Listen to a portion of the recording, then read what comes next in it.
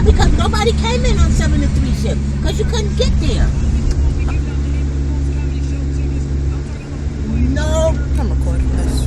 Listen, they said Valerie left her house Friday night, right, to get there.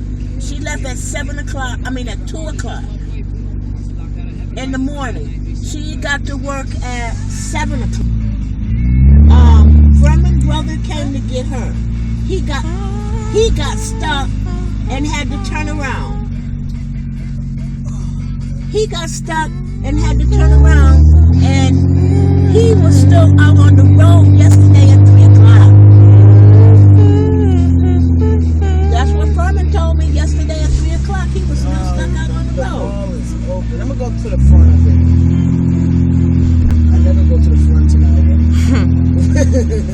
Wow, there's people actually here at the fucking mall. Heck no, because you would have been there. Man, look, there's people at the mall. They didn't pick know, nobody. right? Who they picked up? Listen.